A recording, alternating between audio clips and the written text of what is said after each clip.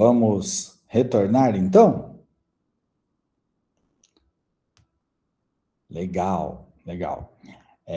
A gravação já reiniciou, então vamos retomar aqui. Bom, eu imagino que a gente está da mesma maneira como foi o framework, né? Iniciando às 9, intervalinho de 10 a 15 minutos, por volta de 10, 10 e meia, e vamos até 11 e meia, por aí. É assim mesmo que vocês querem seguir? Tá bom assim para vocês? Beleza. Estou vendo também um comentário no chat de entrega de trabalhos. No início da aula já falamos, está gravado aí, se for o caso, pega lá na aula gravada e vê lá o que a gente combinou com a turma toda sobre entrega, tá bom? Temos tentado colocar o mais cedo possível o material na área do aluno. Entretanto, às vezes, pelas atividades, isso não é possível. Então, o que acontece? Quando você clica, deixa eu ver, aqui. Quando você clica no link, quando você entra no link, você, agora ainda não, né? Porque o Google nem disponibilizou a gravação do início da aula de hoje. Vamos pegar uma da semana passada aqui, ver se ela está aqui. Vamos pegar aqui, ó. Quando você clica no link da aula, aparece aqui as gravações. O que acontece? Você solicita aqui, né? Acho que é nos 3 pontinhos. Não é no 3 pontinhos, não. Tem um lugar aqui onde você solicita acesso, né? Você tenta abrir, acho que ele abre o pop-up pedindo, ó, solicite acesso a esse arquivo. Aí a gente tem procurado dar e sempre também tem procurado lançar esses arquivos lá na área do aluno, certo? Então, quando ele não está mais aqui no link, você consegue acessar ele na área do aluno. Ele só sai aqui, o acesso daqui do link, a hora que ele vai para a área do aluno, tá certo? Vamos lá? Em frente, então? Então, o ciclo normal de desenvolvimento de software exigia a coleta das informações, exigia e ainda exige muito a habilidade tanto da pessoa que está prestando as informações, quanto da pessoa que está coletando essas informações para construir sistemas adequados. A intenção é aprimorar cada vez mais a experiência analisando os dados, para que, com base nos dados de entrada, eu consiga encontrar padrões. São padrões que às vezes passam desapercebidos, são informações que às vezes passam desapercebidos pelo ser humano, até pelo volume de informações. Você tem milhões e milhões de clientes, pessoas se cadastrando no iFood, na Amazon, no YouTube, no Gmail. Você tem milhões de pessoas entrando, o que fica muito difícil para o ser humano rastrear tudo aquilo, né? Tudo aquilo. Então, os pesquisadores começaram a pensar, tem que encontrar padrões aqui, tem que encontrar padrões. E aí começa a crescer a área de aprendizado de máquina, como eu disse, lá em 1959, o pessoal já pensava isso.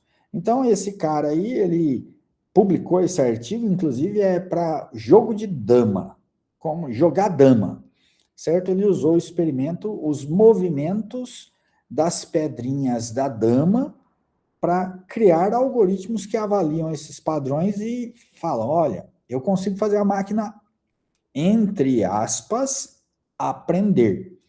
E ela aprende, na verdade, não é o aprendizado como o do ser humano, mas é encontrando padrões nos movimentos. E ele fez isso daí, publicou vários artigos, só não publicou livro, mas tudo bem. tem vários artigos dele aí, geraram aí muita contribuição para a área. E essa área, então, do aprendizado de máquina começa a crescer. E toda a área, quando cresce, cria sub-áreas. O direito cresceu, virou civil, criminal, trabalhista, e deve ter outras áreas aí, Dentro de cada uma dessas áreas, ramifica de novo. A medicina cresceu, sempre menciono esse exemplo. Quando eu ia no médico, eu era criança, o cara tratava de dor de barriga a problema na cabeça, a machucado no pé. O cara fazia tudo. Hoje em dia, meu filho teve um problema mês passado, ele precisava de um procedimento. Só que ele usa marca-passo. Meu filho usa marca-passo. Cara, vocês não têm ideia. A gente teve que passar por uns 4 médicos para achar um que tinha coragem de fazer o procedimento nele, porque os caras todos ficavam com medo. Não, se eu fizer esse procedimento nele, vai que o marca-passo para na hora do meu procedimento e eu sou processado e vou para a cadeia, perco meu diploma. Então, hoje, a medicina é super especializada. Você vai no médico, não, eu não mexo com isso, vai no outro. Ah, eu não mexo com isso, vai no outro. O direito ramificou, a medicina ramificou, a TI ramificou, a área de informática ramificou. Tem aquela velha piada, né, que já vai deixar de existir. Ah, você faz informática, formata o meu PC para mim? Todo mundo chega, instala o Windows para mim? Até hoje, tem umas pessoas mais velhas, eu chego perto das pessoas, elas falam assim, tô com esse problema aqui no celular meu, você não sabe configurar essa opção aqui no meu celular? Isso acontece de monte, né? Mas, assim como as outras áreas, quando cresce, vai especificando. A área de aprendizado de máquina também foi se especificando. E hoje nós temos 3 grandes áreas: o aprendizado supervisionado, não supervisionado e por reforço. São as grandes 3 áreas. Se a gente entrar no supervisionado, a gente encontra algoritmos como regressão logística, o KNN, que a gente viu lá no framework, árvores de decisão, florestas aleatórias, AdaBoost, Gradient Boosting, e vai até aqui é que é interessante, Deep Learning. Por um lado, lá naquelas elipses você tem aprendizado profundo separado. Por outro lado, uma rede transformer, uma Deep Learning, uma CNN, é um tipo de aprendizado supervisionado.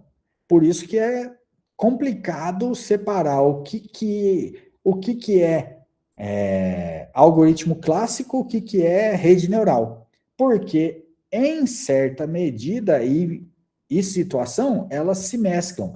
O que torna difícil você separar ali. Pô, mas isso daqui é algoritmo clássico, é algoritmo supervisionado, está dentro da classe de aprendizado de máquina, está dentro da classe de aprendizado profundo.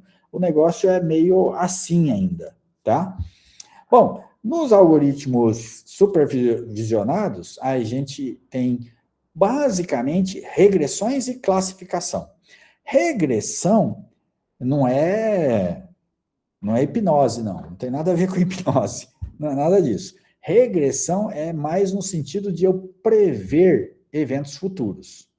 Então, eu analiso os dados, com base nos dados de entrada, eu prevejo qual é a possibilidade do próximo resultado ser isso. Exemplo clássico: previsão meteorológica.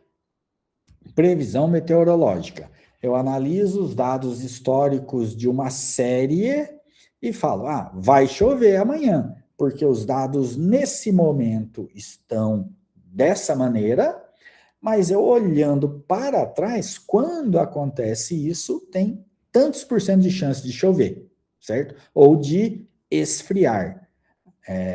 Até eu estava esperando frio para ontem, porque dizem que está vindo a terceira massa polar aí continental. Mas ainda bem que ela chegou bem fraquinha aqui, né? Por enquanto está bem agradável o clima, mas estou esperando aí frio, porque vira e mexe sai previsão. Então, previsão meteorológica, clima, tal, é um exemplo clássico aí de regressão.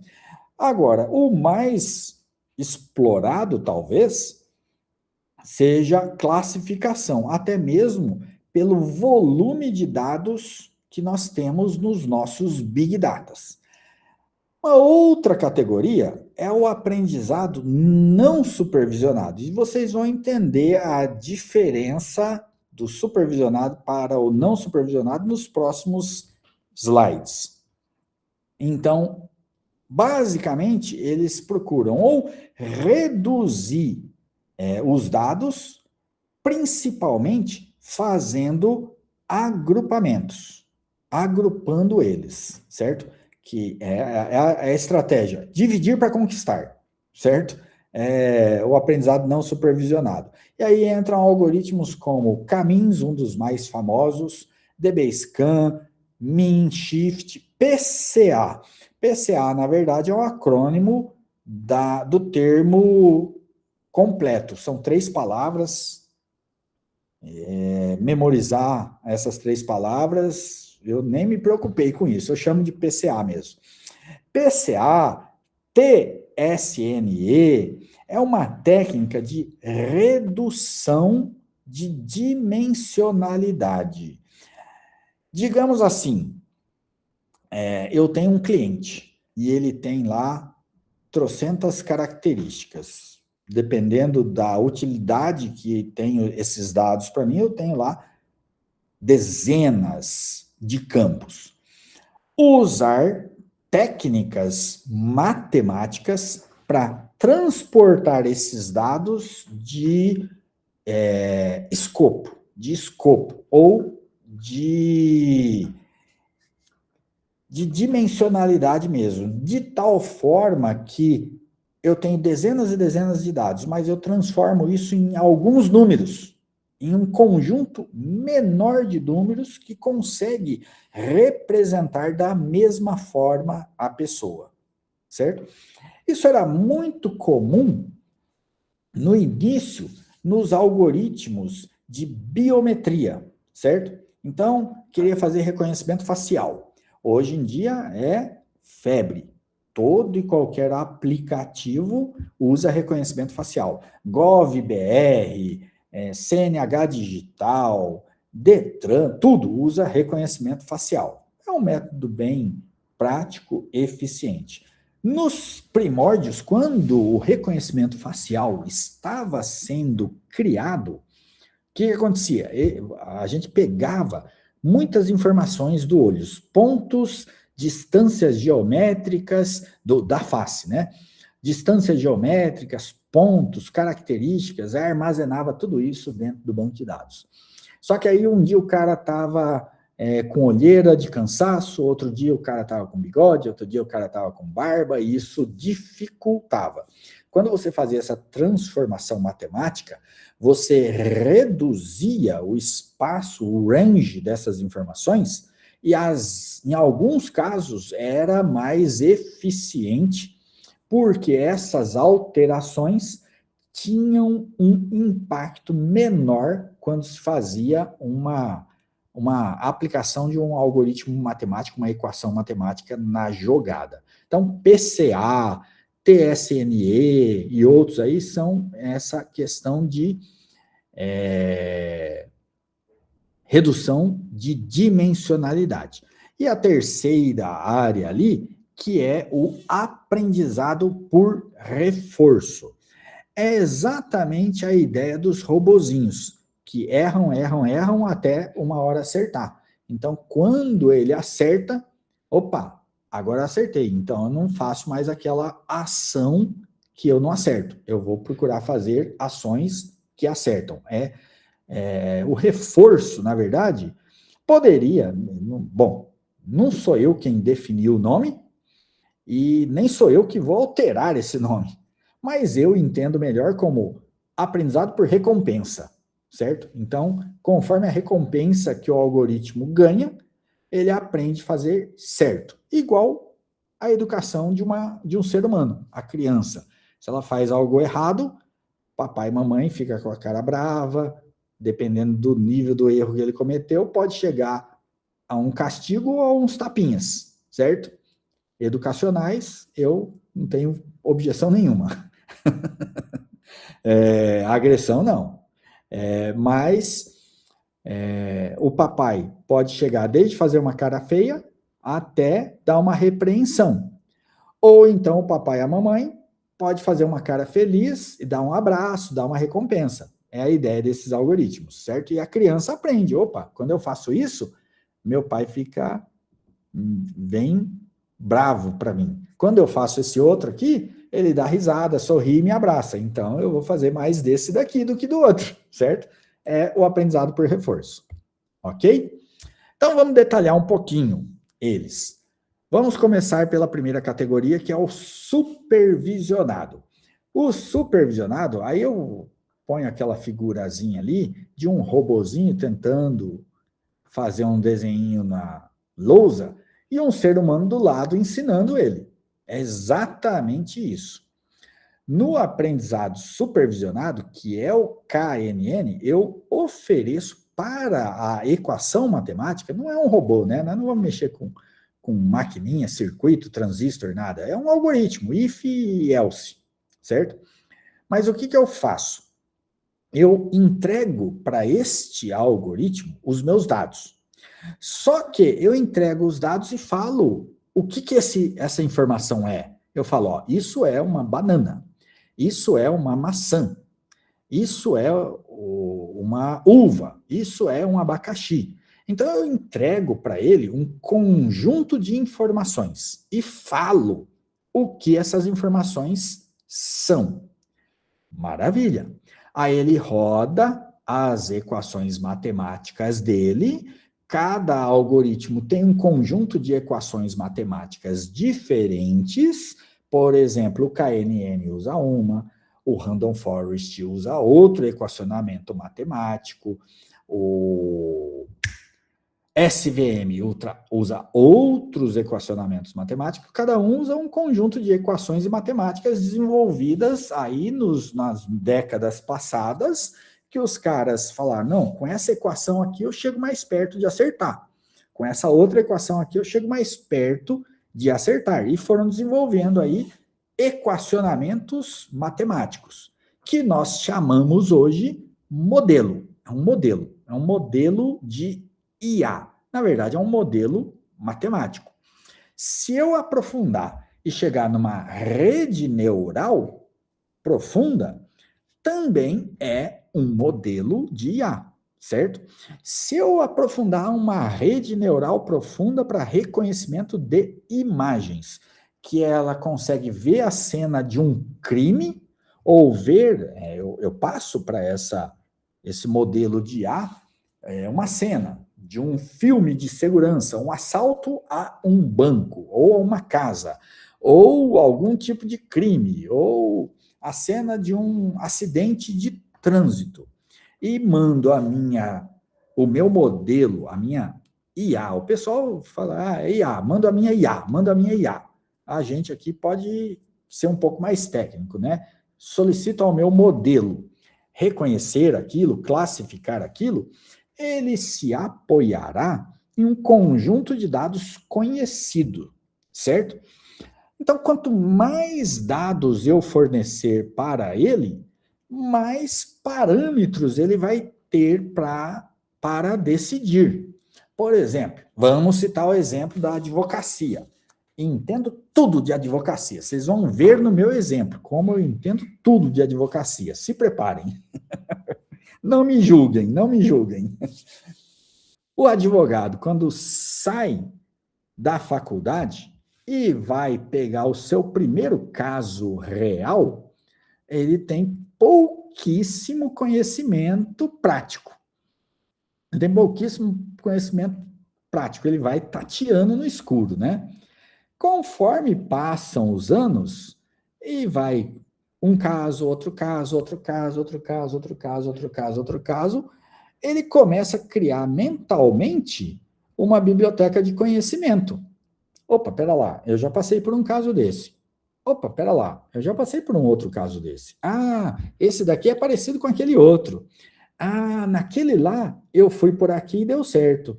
Naquele outro eu fui por lá e deu errado. Então, mentalmente, a gente vai criando esses padrões na nossa cabeça. E você passa por tantos casos depois, um advogado bem experiente, já com anos e anos de advocacia, ele consegue pegar um caso novo, separar ele em pedacinhos e falar, ó, esse pedacinho é por aqui, esse é por aqui, esse é por aqui, tudo baseado em outros casos que ele passou. Assim como na medicina, por exemplo. O médico, quando sai da faculdade e vai atender o primeiro paciente dele, vai na tentativa e erro. Vai na tentativa e erro. Quando eu vou em médico e o cara tem menos de 30 anos, eu fico com o coração na mão. Fico com o coração na mão. Aí eu fico naquele dilema, né? Se eu vou num que tem menos de 30, o cara vai fazer tentativa e erro comigo. Se eu vou em um que tem mais de 60, vai saber se o cara está atualizado, se o cara está estudando as técnicas mais modernas. Então, o que eu gosto é quando eu chego num cara de meia idade, ali os seus 45, 50, opa, esse daqui está com o pé bem atualizado ainda e também não é muito iniciante, né? Mas você vai fazendo associações. Os modelos de aprendizado supervisionado são da mesma forma. Quando eu pego uma rede neural para reconhecer uma cena de acidente, eu entreguei para o meu algoritmo, na fase do treinamento, centenas, dezenas. Quanto mais eu entregar para ele, melhor. Quanto mais eu entregar para ele, melhor. De outras cenas de acidentes com os dados todos marcadinhos, com anotações. A gente chama a tarefa de anotar os dados. Então, se eu quero que ele reconheça frutas, certo? Eu tenho que falar como que é uma fruta. E quanto mais eu especificar como é uma fruta, melhor o modelo tem parâmetros para reconhecer. Associe esses dados rotulados que você vai passar para o algoritmo como sendo os N casos jurídicos que eu vou entregar para o meu advogado julgar a próxima causa. Trabalhar, defender a próxima causa. Ou os N pacientes que eu vou entregar já tudo rotulado, definido, acertado, diagnosticado e medicado para o meu médico aprender com eles. Assim como o cara que vai aprender a ver radiografia. Ele faz lá uma residência em radiologia. Ele entra dentro da sala de aula e ele vê centenas e centenas e centenas de raio-x, até que aquele negócio fica incorporado no cérebro dele. É isso que nós temos que fazer com os nossos modelos. Seja ele um KNN, seja ele uma rede neural profunda. Eu entrego um monte. E beleza, treinei o meu modelo. É a fase que a gente chama de treinamento. Aí, quando chega uma nova figura, esse algoritmo pega essa nova figura, compara com o modelo criado dele e vê a qual classe pertence. Isso é aprendizado supervisionado e nós vamos explorá-lo aqui na nossa disciplina, certo? Bom, o aprendizado supervisionado tem a área de regressão. Se eu entreguei muitos casos para o meu advogado, ele, dependendo da experiência que ele tem, ele consegue falar, ixi, isso daqui é causa perdida, hein? Esse daqui não vai ter jeito não de livrar esse caso aqui, não. Ou ele fala, pô, isso daqui é causa ganha. Com isso que o cara está me entregando aqui é causa ganha. Antes de ir para as instâncias de julgamento, o cara já consegue saber. assim como o médico também. Chega o paciente, opa, esse daqui dá uma dipirona e manda para casa que tá tudo bem, ganhei uma consulta fácil. Esse outro aqui, ixi, esse caso aqui tá grave. Nossa, esse caso aqui vai precisar de antibiótico pesado, internação, blá, blá, blá, blá, blá, blá, blá. Certo? Então, você consegue, com base na sua experiência, prever o caminho. Seria igual aquela, no Excel, até no Excel, a matemática ajudou aquela linha de tendência. Você tem monta um gráfico, né, com vários dados, aí você vai lá no gráfico do Excel e fala, me dê a linha de tendência. Ele põe uma linha para ver se os dados estão subindo, descendo, fazendo várias coisas, né? É a área de estudo de regressão, certo? Que é uma sub-área de aprendizado supervisionado. Classificação, muito explorado também. Eu tenho os dados e muitas vezes eu quero saber a qual classe pertence essa informação. Ou uma informação nova, a qual classe pertence. É o problema da maçã, banana e uva. Eu treinei o meu modelo, certo? Eu criei alguns conjuntos e eu quero falar, pertence à classe das uvas, das maçãs ou das bananas. E tem algoritmos, eu gosto muito da representação no gráfico, né? No gráfico do plano cartesiano, onde você põe ali plota um pontinho, e esse pontinho representa uma pessoa, uma fruta, um carro, uma causa jurídica, um caso médico, alguma coisa assim, certo? E aí você consegue identificar padrões. Bom, na advocacia eu não sou tão habilidoso para citar exemplos, mas no caso de medicina, você pode usar um algoritmo para apontar para o médico, ó, esse cara está com diabetes grave. Ó, esse cara está com colesterol muito alto. O triglicérides dele está abaixo do que deveria. Então, você põe ele nas classes corretas, tá certo? E o aprendizado não supervisionado. Eu gostei dessa figurinha aí, dessa caixa. Na hora que eu estava fazendo o slide, eu falei, bom, isso daqui, a caixinha ali representa exatamente a ideia do negócio, né? Esse daí é um brinquedo muito famoso de criança, certo? Papais e mamães aí, procurem dar esse tipo de brinquedo para os seus filhos, não dê celular na mão deles, não, nem cartucho de videogame, nem assinatura de YouTube, dá esse tipo de brinquedo para os seus filhos, que eles pode na primeiro momento reclamar, mas vai ser muito mais educativo para eles do que um celular.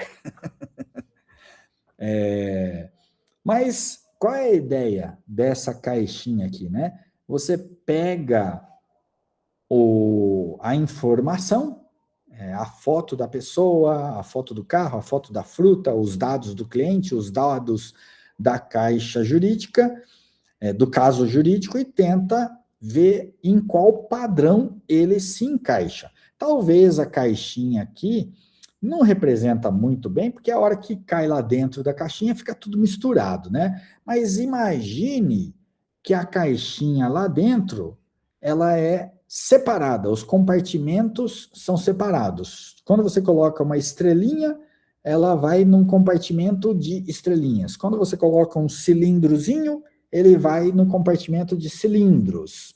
Quando você coloca um coraçãozinho, vai no compartimento de coraçãozinho. Talvez até uma figura melhor seria aquele separador de moedas. Já viram uma figura do separador de moedas? Moeda, hoje em dia, praticamente não se usa mais moeda, né? Mas para o povo aqui que é mais da velha guarda, como eu, que somos da época que você carregava moedas, você tem a moeda de R$1, de 50 centavos, de 25 centavos, 10 centavos, 5 centavos e 1 centavo. Cada uma delas tinha um tamanho diferente.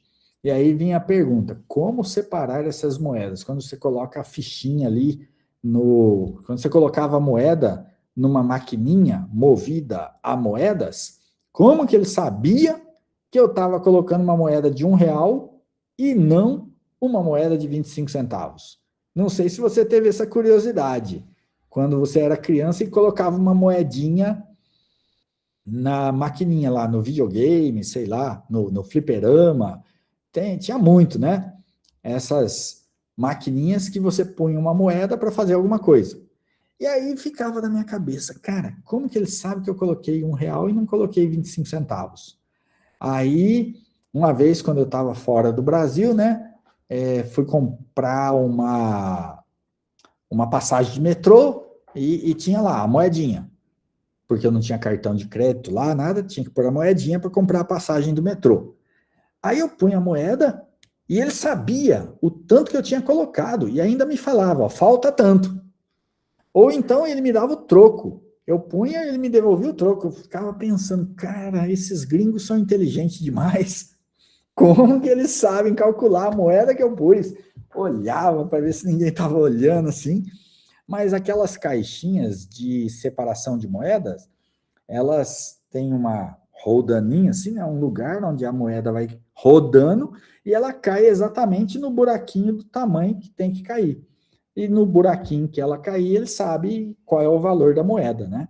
Então, os algoritmos supervisionados, talvez uma imagem melhor seria aquele separador de moedas. Como moeda hoje em dia é algo que está caindo no desuso, eu achei que essa figura aqui ficaria melhor, tá certo?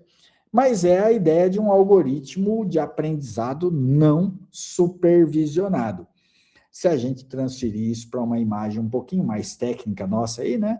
Eu entrego. Aí eu já não digo mais se é banana, se é maçã, se é pera, eu não digo nada para o robô, pro algoritmo, né? Ele vai usar equacionamento matemático para falar qual é parecido com qual. Então ele vai falar, bom, esse daqui é amarelinho e parece um cilindro comprido. Opa, aqui eu tenho 3 desses amarelos e longos. E eu tenho aqui uns outros que são mais arredondadinhos, mais verdinhos.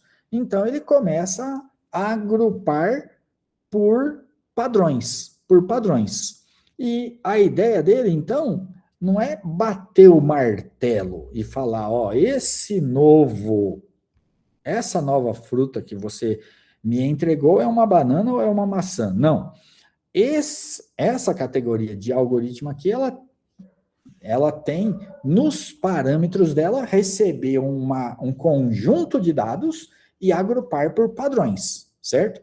Então, num caso jurídico, seria os algoritmos que pega um banco de dados enorme e fala assim, ó, separa para mim aqui o que é direito da família, o que é direito trabalhista, o que é direito da infância e juventude, o que é, sei lá, os direito empresarial, classifica eles para mim. Porque hoje, bom, até antes de existirem esses algoritmos, os dados você precisaria criar um campo no banco de dados e a pessoa que fosse alimentar o registro tinha que inserir o caso com o código correto.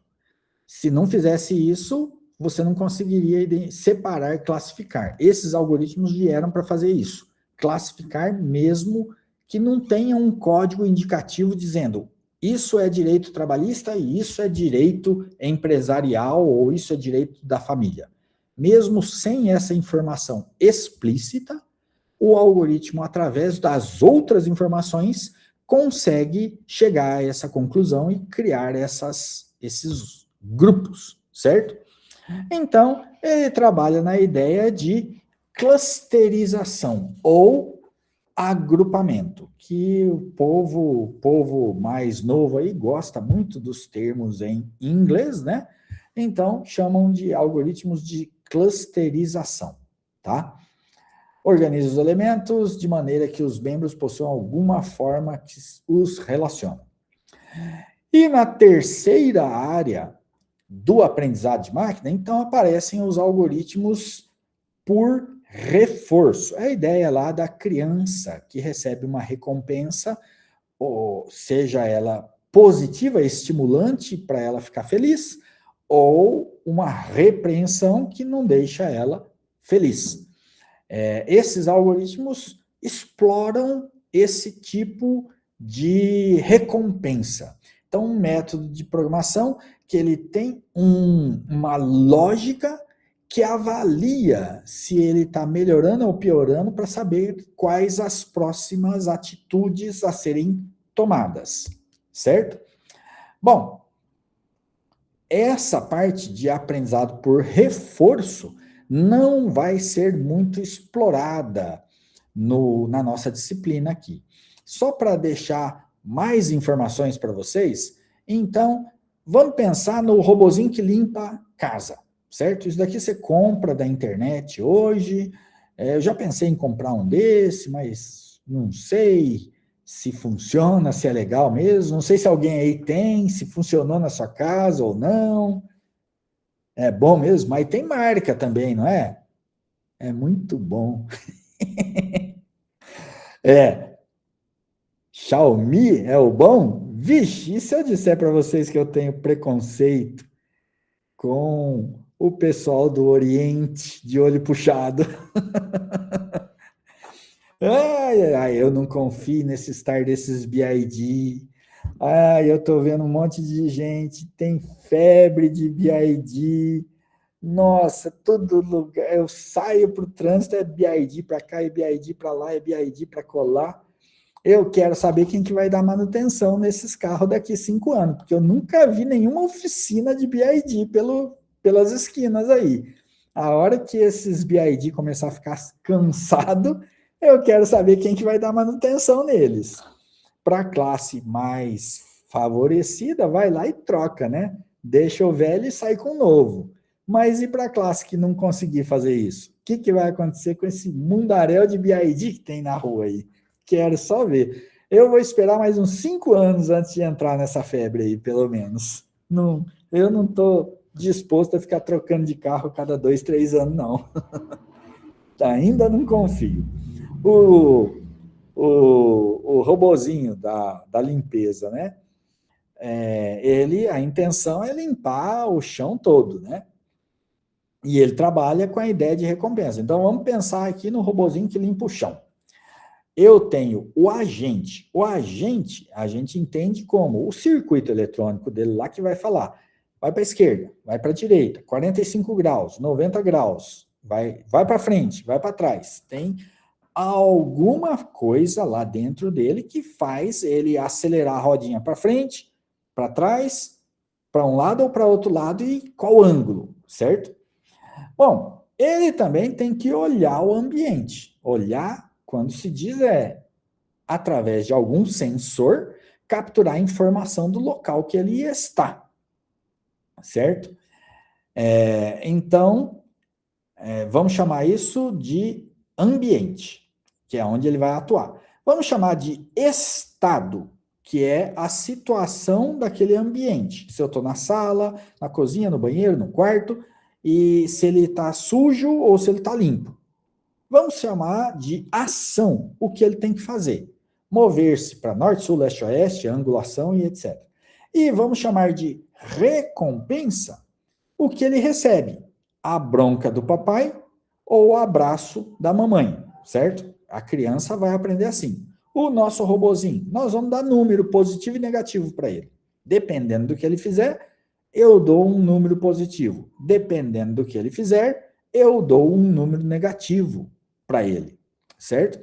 Então, eu falo 10 centímetros no sentido leste, 180 não, 45 graus. Beleza. Agora para. Agora aciona o seu aspirador. Suga. Sugou. Agora mede quanto de poeira, quanto de sujeira capturou. Vê lá se pesou no lugarzinho que armazena o lixo lá, ou vê se não entrou nada de sujeira. Bom, foi para aquele local, sugou bastante sujeira. Parabéns, você ganhou 10 pontos. Maravilha. Foi para aquele lugar, sugou e ele notou que não entrou nada de sujeira. Ei, então, cara, você foi para um lugar que já estava limpo. Ou já estava limpo, ou você está passando 2 vezes no mesmo lugar. O que é desperdício de tempo e energia. Você está gastando uma bateria aí, queira ou não essa bateria aí, eu estou pagando por ela, certo? Porque quando você coloca o bichinho na parede para recarregar, isso vai em centavos ou em milhões, vai impactar na sua conta de energia elétrica. Você está aspirando um lugar que já está limpo. Então, você está gastando meu dinheiro à toa, certo? Muito ou pouco está gastando meu dinheiro. Então, eu vou te dar uma nota negativa aqui. Ah, foi naquele movimento e esbarrou. Eu tinha programado andar 10 centímetros, andei 6 e não consigo ir mais para frente porque tem um obstáculo, certo? Quem que tá tão insistente na ligação aqui para mim? Ah, não, é só telemarketing. Esbarrou em um objeto que não era para ter esbarrado. Beleza. Pode ser uma pessoa, um animal, ou pode ser a parede ou um móvel mesmo. Ainda assim, você programou fazer algo e não fez. Vou te dar uma advertência aqui de 3 pontos negativos. Então, basicamente, o aprendizado por reforço trabalha dessa maneira, certo? E aí entra toda uma lógica. Como eu escolho a minha próxima ação para o meu algoritmo? Estamos usando o exemplo de um robozinho para limpar o chão, mas poderia ser um algoritmo para julgar uma causa, para tomar uma atitude, um caminho a ser seguido num caso jurídico, poderia também ser uma atitude a ser tomada em uma cirurgia por um robô que está fazendo uma cirurgia, ou um médico que vai administrar um medicamento, certo? Pode ser aplicado para qualquer classe de problemas. Então, como que você escolhe o próximo movimento, a próxima atitude, ação? Como saber se ele está melhorando ou piorando, está indo no caminho certo ou não? E como saber também que hora que para? Opa, peraí, para que eu já limpei tudo, não adianta mais ficar rodando, vou gastar energia à toa, para porque o juiz já deu causa julgada, não adianta mais fazer nada, para porque senão você vai cortar uma perna do paciente aí e não tem mais que fazer nada, tá certo? Então, basicamente é assim, você inicia e no início você não é o advogado que saiu da faculdade, é o médico que saiu da faculdade, não tem experiência nenhuma. Os primeiros movimentos, ações, tendem a receber recompensas mais negativas do que positivas, mais recompensa negativa do que positiva. E aí, qual é a ideia? Assim como uma criança cria na cabecinha dela um histórico de recompensa e punição, o algoritmo cria uma tabela e vai acumulando esses pontos, e de passo em passo ele olha e vê se esses pontos estão subindo ou se estão descendo. Se estão subindo, continuo tomando ações nessa direção. Se estão descendo, opa, muda o tipo de ação. Eu tenho um conjunto de 5 opções aqui para me mover, tem um conjunto de 10 opções para fazer, muda porque essas daqui só estão me dando resultado negativo, a minha curva está descendo, tá certo? E quando para, aí essa é uma parte interessante do algoritmo. Ainda depende de nós. O ser humano é que define a hora que ele para. Geralmente, nesses algoritmos, assim como nas redes neurais, eu falo, ó, faça um treinamento da rede neural em que ele interaja por 1000 épocas. Eu defini. É 1000 épocas. Não sei se vocês já viram o conceito de uma época no treinamento de uma rede neural, mas eu defino, 1000 épocas. Rodou 1000 épocas, para. Aí eu, ser humano, vou analisar e falar, 1000 épocas foi muito, ou foi pouco, ou tomar uma decisão e ajustar. Ou então eu, como o dono do processo, eu falo, roda até que o valor X chegue a 0,7. Quando o valor chegar a 0,7, com um desvio padrão de 10% para cima ou para baixo, você encerra as operações. Então, o ponto de parada de um algoritmo de aprendizado por reforço ainda está nas mãos do ser humano, certo? Talvez um dia vai aparecer coisas aí que o próprio algoritmo define que hora que ele quer parar. Mas por enquanto deixa na nossa mão que é melhor, tá certo? Bom, senhores, apresentados os conceitos básicos que formam a base de aprendizado de máquina. Na disciplina de framework, nós usamos alguma coisa de lista, de tuplas, de dicionários, não fomos muito a fundo nelas. Agora, os nossos algoritmos vão precisar disto, certo? Então, eu preparei alguns slidezinhos aqui, com exemplos bem triviais de como o Python, como nós vamos trabalhar com os dados. Lá em Framework, a gente trabalhava os dados, mas, o que eu quero jogar no meu template, como que eu passo dados para os meus templates. Agora eu preciso conhecer algumas estruturas aqui que me ajudarão a rodar os nossos algoritmos, os nossos KNN, SVM e por aí afora. Então, não, vai ser ali mesmo. Muito rapidamente, passar aqui por pelo menos alguns desses exemplos. Deixa eu ver como que eu vou fazer. Eu quero pôr os dois na tela, né? Eu vou diminuir esse. Isso. Vamos fazer assim, ó. Joga esse aqui e joga esse aqui. Pessoal, eu sou meio complicado, viu? Eu sou meio complicado. O Anti-Gravity é excelente, mas ele é muito intrometido. Cara, ele é muito... o pessoal usa a gíria, né? Ele é entrosado, mas não no sentido de ele ter um bom relacionamento com as pessoas. Entrosado, uma derivação da palavra intrometido. O Anti-Gravity, eu achei ele muito intrometido no meu código, principalmente para dar aula. Eu estava dando aula, eu queria explicar um conceito, e o Anti-Gravity ali alterando meu código. Eu falava, cara, deixa cada um no seu tempo. Take your time. Deixa eu explicar agora, depois, na prática, lá, a hora que o pessoal for usar, eles usam aí a sua intromissão. Deixa eu ir com os meus conceitos aqui.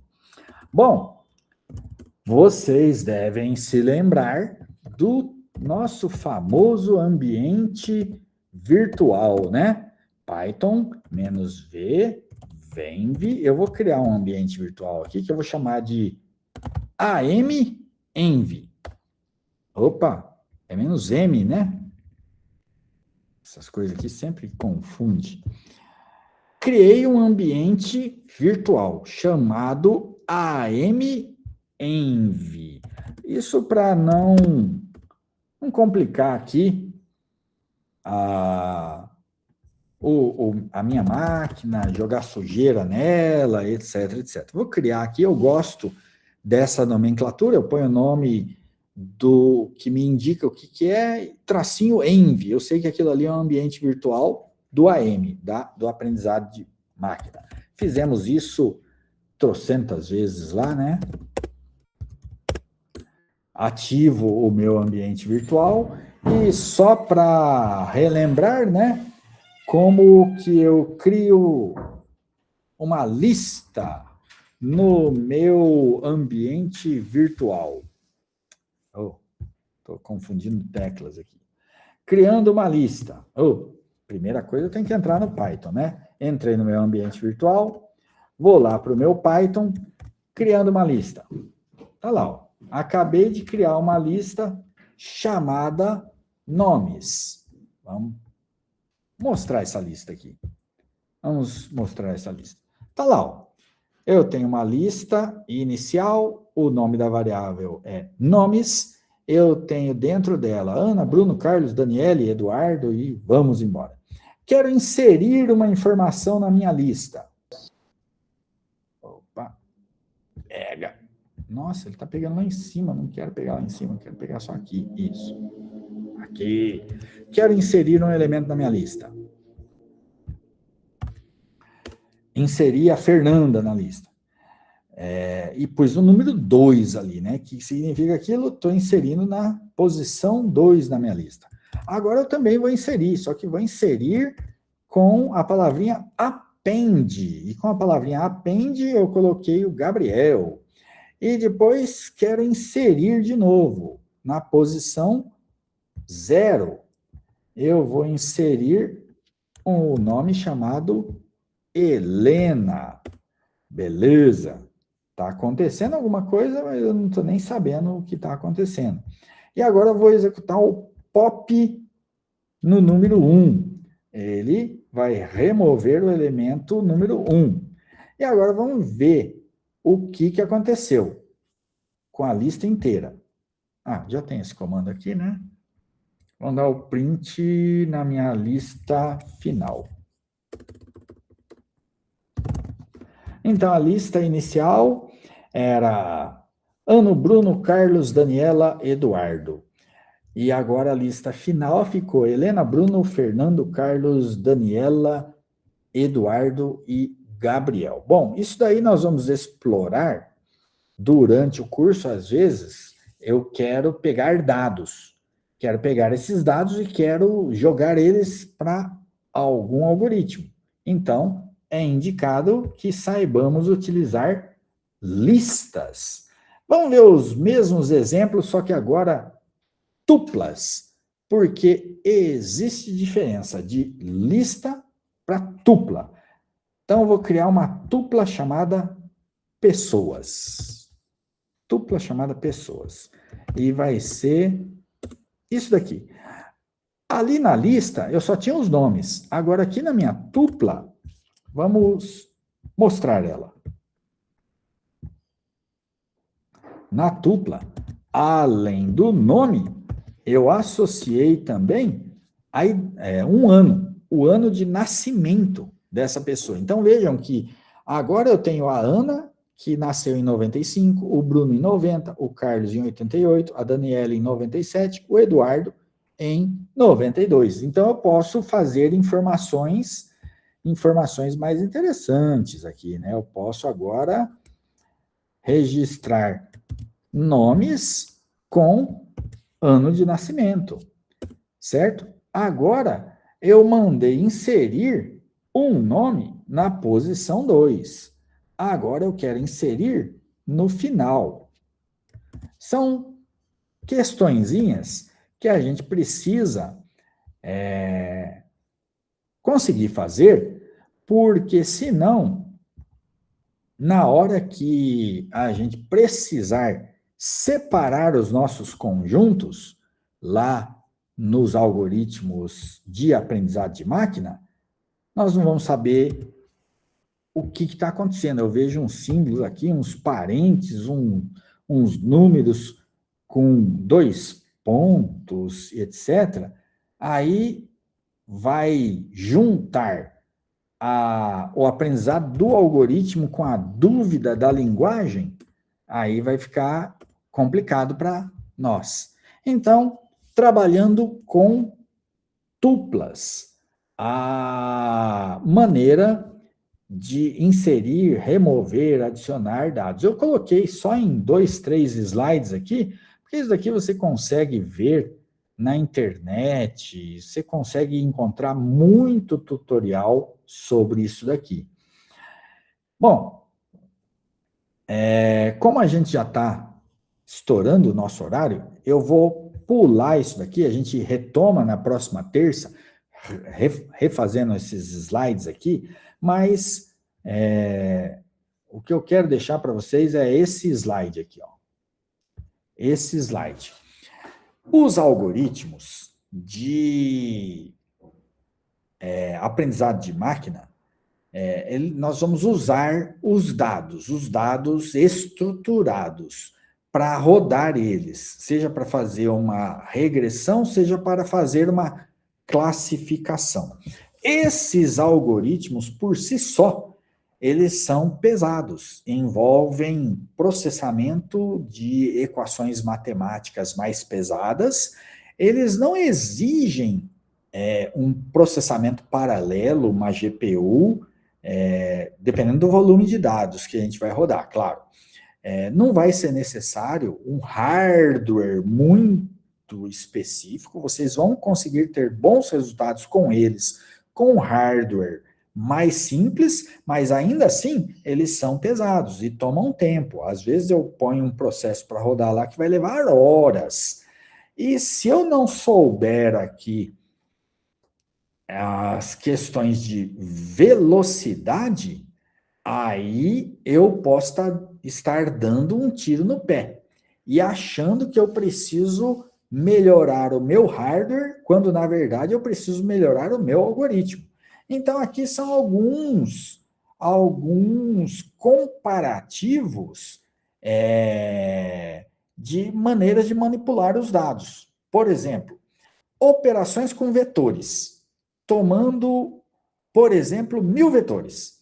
Se eu realizo essa operação com 1000 vetores no Panda, eu vou ter aqui entre 30 microsegundos. Se eu rodar ela usando NumPy, eu vou demorar aqui mais de 80 microsegundos. Se eu for trabalhar, aqui é tirar média, né, com uma dimensão.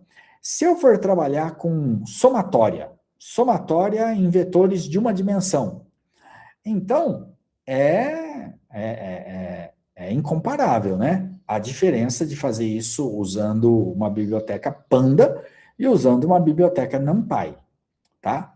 Se eu for fazer média, aqui acho que é mediana, né? Se eu for fazer a média em um vetor unidimensional, a diferença de tempo também em microsegundos de um vetor. E aqui, a diferença de tempo, de velocidade de processamento comparando no geral. No geral, usando a biblioteca NumPy, é 13 vezes mais rápido do que usando Python convencional. E o Pandas fica aqui 4 vezes mais rápido do que o Python. Por que disso? Cadê onde eu falei? Por causa desse parágrafo aqui, ó. Desse parágrafo aqui. Python é uma linguagem fantástica, muito boa, topíssima, mas em questão de velocidade, esse cara aqui é insuperável. É insuperável. E o NumPy foi escrito, em sua grande maioria das funcionalidades dele, foi escrito em código C puro. Por isso a eficiência da biblioteca NumPy. Então, o que eu quero falar para os senhores na próxima terça? Mostrar aqui a diferença de lista e tuplas, vocês podem ver depois, ressaltar a diferença entre elas. Os dicionários, isso daqui a gente explorou demais lá em Framework. E falar de NumPy, explicar um pouquinho das funcionalidades de NumPy para vocês, certo? Porque isso daqui pode impactar o resultado dos algoritmos de vocês, certo? Então, em função do horário do expediente, que vocês têm expediente para hoje ainda, né? Eu pensei que chegaríamos um pouco mais à frente, não tem problema não, a gente compensa isso na próxima aula. Se estiver bom para vocês, ficamos por aqui hoje. Tudo bem? Bom, senhores, eu esqueci de falar no começo, mas vocês já me conhecem de framework, né? Eu ligo a matraca aqui e não paro até dar o horário, até ver que estourei o tempo no relógio. Podem me interromper. Hoje não aconteceu isso, mas na próxima terça podem me interromper. Levanta a mão, abre o microfone e começa a falar, me interrompam. Senão eu vou preencher o espaço auditivo com a minha voz. Está certo? Bom, então ficamos por aqui hoje, como falado no início, como falado no começo. Fiz uma confusão de banca, caiu uma banca no dia da nossa aula de quinta, peço desculpa para os senhores e senhoritas, mas vai dar para a gente se reorganizar e ter a aula que seria nessa próxima quinta, na outra. A gente ia concluir a nossa primeira parte da disciplina na terça, sendo assim, a gente vai concluir a primeira parte da disciplina na próxima quinta-feira. Temos as nossas fériasinhas do mês de julho, a gente descansa, põe trabalhos em dia, revisa a matéria em dia, voltamos em agosto.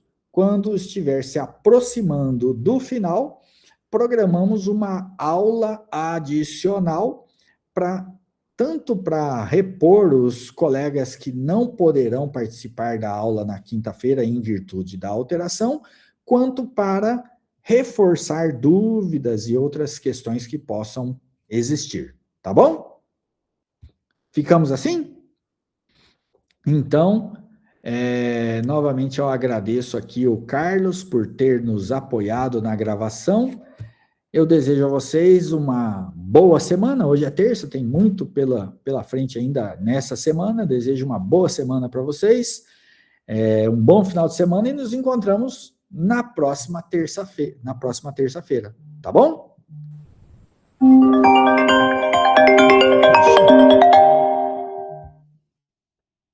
Abraço, pessoal. Tchau, tchau.